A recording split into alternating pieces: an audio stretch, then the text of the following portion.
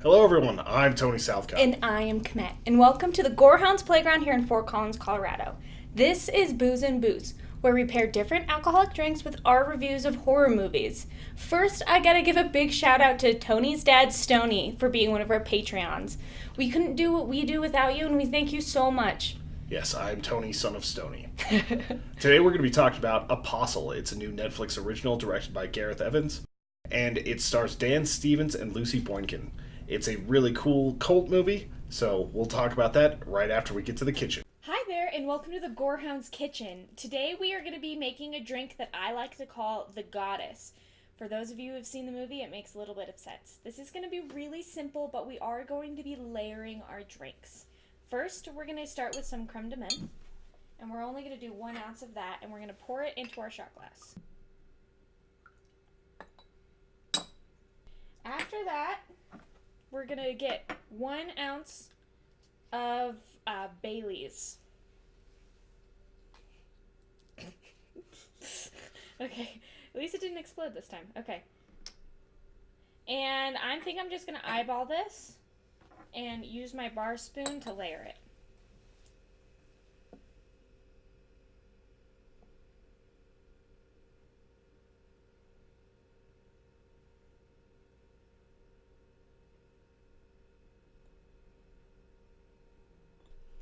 And there you have it, the Goddess. Thomas, your sister. She's gone. These people, they're blasphemers. A cult. A disease. He shall be cleansed according to the edict of this land. Pray. Beware false prophets which come to you in sheep's clothing, but inwardly they are ravening wolves.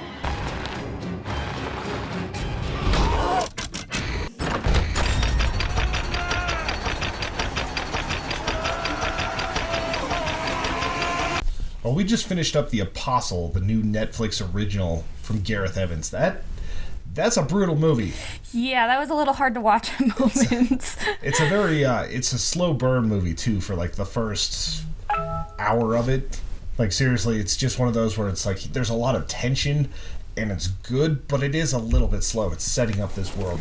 It's taking us back to 1905, showing us how this island with the cult works, and then rolling into this bigger story slowly. I never felt myself bored with the movie, but it is a long one. It's 2 hours and 7-ish minutes. Yeah, and the point where you think it'd be like, okay, this is long enough is when the action kind of starts happening, so it doesn't feel overly long. That being said, it is a 2-hour movie, so kind of buckle yourself in for that. Yeah. This movie had mood. Yeah, it very much had mood. There were a lot of people that just kind of like stood there brooding old Jon Snow style for a little bit. Dan Stevens is very good at that. Yeah, he did a really good job, especially the first scene where you meet him. I laughed because Tony was like, he's drunk, and he was it was good though, but he was actually on some sort of opiate, as we found out later. But he did a really, really good job. He was compelling. He was serious. He was but not overly manly, I don't think. I don't know. I don't know if manly is the term there. He wasn't like, he was very serious about what he was doing, but he was also smart about it. He didn't let his ego or machismo or anything like that get in the way of anything. And for being an opiate addict, he was very smart. Mm-hmm. Like, he figured out a few things that were like, oh damn, like he kind of had the Sherlock Holmes thing going on. Yeah, good job, like, you. Just straight up addict and just very smart. We find out more about his character throughout the movie. Gareth Evans, whenever he did movies like The Raid before, he didn't add a ton of character development there. You saw bits here and pieces there, and in the end, it was really a different type of movie. Like that, like he went from making kung fu movies to making this sort of full-on cult hit movie. Yeah, and I think I didn't see the Raid. The Raid. Yes. I didn't see The Raid, but I've heard a lot about it. This movie, I think, stands in comparison with it. It is a very good horror movie for being shock value and creating a lot of tension. Lots of stuff in the background. Yeah. Tension is definitely the word for this movie, especially because you're privy to some things that are about to go wrong, and they take their time letting it get there, and sometimes it's simply shaving somebody's head for something horrible that's going to happen. Ooh. Like, they do an incredible job with tension here and suspense, and just making you, like, inch forward in your seat a little bit and, like, feeling horribly uncomfortable. Cringe. Yeah, I'm a type of person that doesn't like watching people get hurt. So I can't watch, like, skating videos and stuff like that, because I can't do it. This was one of those things where you watch people get hurt and you're just like, ugh. Even not in, like, a horror sense, there's a bit of a bloodletting scene, and even then I was like, oh, no. Yeah, you weren't as bad about it as some, though. No, I'm not a baby, but... There was a scene in this movie, I didn't look over to see if you were, like, completely not watching, but I could feel like you just, like... slowly get underneath more than you did even during I Saw the Devil. Yeah. And that's a pretty hardcore movie. Like, there's just 2 or 3 particular scenes that I'm thinking of where it was some of the most brutal torture and violence that I've seen on film. And I shouldn't be surprised at that. I hate to keep bringing up the Raid 1 and 2, but Gareth Evans knows how to do action, which was exhibited very well in a few combat scenes here. I'll get to those in a minute. But he also knows how to really twist the knife when something's going wrong. Yes. He knows your buttons, and he will push them. Yeah, over and over and over again. Buttons were pushed. Yeah.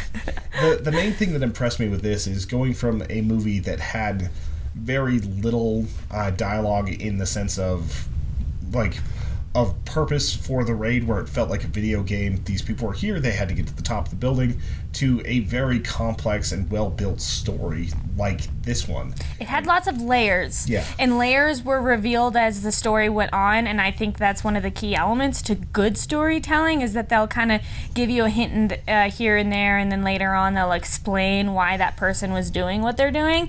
And this did a really good job of that. Yeah, and it's something that you're seeing less of as television kind of takes over as the medium for, like, deeper entertainment, because they actually have time to play with characters and build all these motivations. A movie has a harder time doing that than it used to, and so for them to actually show his motivations to make us understand why he's fighting so hard, like, not just because it's his sister, but because she saved him from an awful situation before, and so many other things, that it made a lot more sense because they took the time and care to put it in there. Yeah. And that's why it is a little bit of a slow burn, but I think the movie is much better for it. If they had made a 90-minute cut, I'm not sure that this movie would have had as much impact where I cared as much about the character. I agree with that. I think every moment is not wasted. I think each of the scenes are needed. I don't think there was anything where I was like, well, what is this going to kind of, like, do for the story? Everything was explained later on. Well, one of my favorite things about this movie is the way they set up the villains, because whenever you have a cult leader, you always have, like, the charismatic person that's up in front, that's willing to do the hard thing. And it wasn't so much that in this movie, like, but the henchmen and the people supporting the cult leader, like the character Quinn instead of Malcolm, was just this big enforcer, brute-looking guy that was also he was brooding, sinister. Yeah, he was brooding. He made the main character look like he was a little child compared to his brooding. Yeah, and, like, he didn't even have dialogue in the movie for the first half, but he was on camera a fair amount. Like, there's a scene that seemed very odd where he's just, like, rolling the glass back and forth, just, like, looking at what his daughter is doing. And he gets pretty creeper with the daughter at some points too, but it's not like, I think he's trying to figure out what's going on. I don't think there was any, like, weird sexual subtext there. Yeah, no. But it was just, like, the way he's there and the, like, his presence is just so overbearing. I think this movie is about decay. Yeah. About mental decay, and they kind of show it in all this other stuff. Basically, with not going too much into spoilers, the island is dying for a certain reason, and everything that's on the island is pretty much getting poisoned.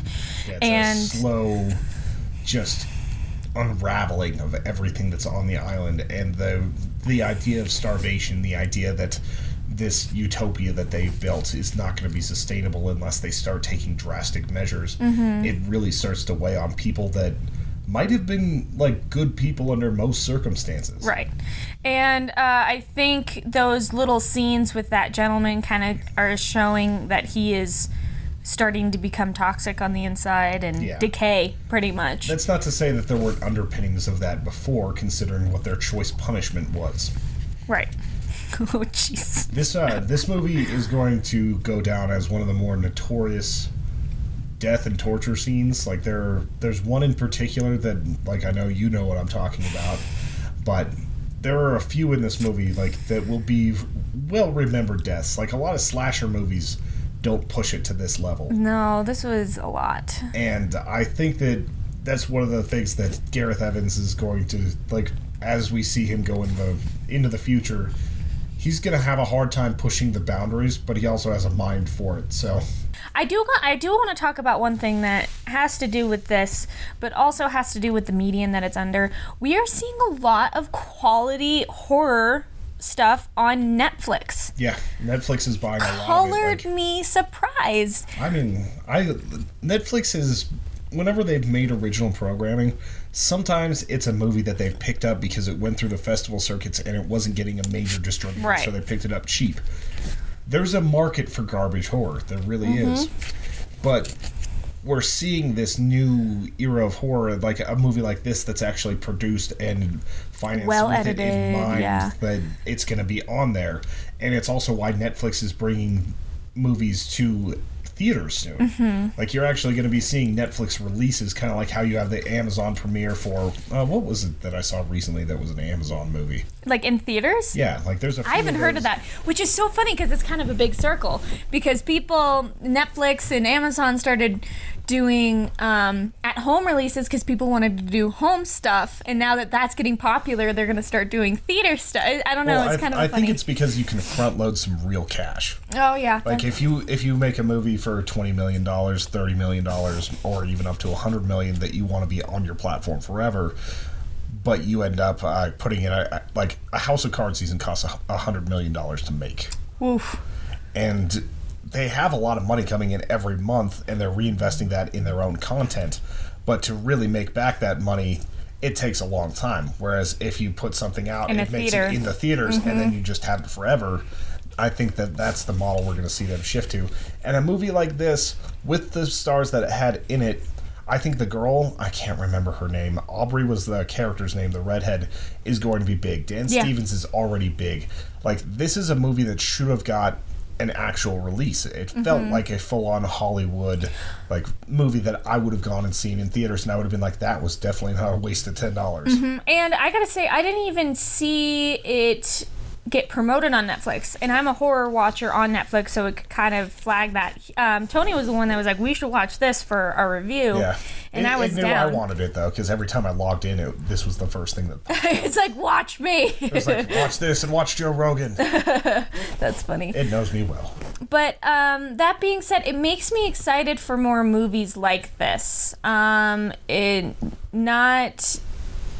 like good story, and I know we said this before in other reviews, but good story development, good characters, well made cinematically, that type of stuff. It makes me really excited. I enjoyed this movie. It did not scare me as jump scares did. It's definitely not a scary type movie. Like, there are moments where it could freak you out because it's like there's some messed up stuff on the on screen. There are some Silent Hill vibes that happen from one particular character, but it's not a movie that's meant to terrify you in the Paranormal Activity sense. It will make you grossed out, it will make you uneasy, and it will give you like an adrenaline dump from how much tension there is. But this is not a scary movie. And I think that this kind of straddles a line between horror and other genres pretty well. It gets so grotesque at times that I don't think you can pull it out of the horror category, though. There are horrific things that happen if it's more of a thriller. So it's a little bit like hard to define genre-wise. But I would say as far as the level of effort and acting that were put into this, it's on the level of The Witch. It's on the level of a lot of these new horror movies that are coming out that are a lot more contemplative and just better produced. It's basically like if you had the people that shot The Nun with an actual story. Yes, actually, kind of. And the thing that I kind of liked about this is that you could see situations that were coming, you could guess that the situation was still happening, but still the situation would come and you would still be like, nope, nope. Like I think that's such a good director, is that they're like hinting to all this stuff, and then when it actually happens, you're not just like, oh, called that, whatever. You're still kind of horrified that it happened. Yeah. Like a small thing that really stuck out to me is like he has a softer hand with some of the stuff. Some of the scariest parts of this movie are when somebody walks in, they see the person that they want to see, and they slowly, gently close the door and just barely close the lock. And then it turns into absolute brutality. And whenever you're watching it, like it's just a movie that was under my skin in that sense. That it wasn't gonna scare me, but I was like, this person's fucked up. This is gonna be crazy. Gonna happen. This is gonna be crazy. Like, and I literally was creeping forward on the edge of my seat at times because I was so kind of enthralled with this movie. So this is like the type of movie that's pretty much made for me, though. So I really want to hear what you guys have to say about it. Once again, it's on Netflix. This is a movie that I think you should really see, and I really want to hear what you have to say about it. If you like The Wicker Man, definitely check this out. It has a lot of that feel. First off, it's British Isles. Second off, like it's a cult on an island with their own thing, with a lot of like nature type stuff going on. So if you dug the idea of the original Wicker Man, I have not seen the new one. Definitely check it out. But yeah, this is a movie that's I think is going to be pretty well remembered. It's, as far as rewatchability, like you said, I would show this to somebody as an example of a really good suspense horror type movie. Somebody that was really into film. But I wouldn't show this to someone like my mom who's not going to enjoy anything like it. My dad might get a little bored of it, but he likes everything. He's like 7 deep into Transformers, and he's fine with that. So, like, there's all... Worth watching with family and friends, though. I say it's a great couch movie. Yeah. If you're the type that's looking up reviews online because you love cinema and you're watching this deep in, I think that you'll love it.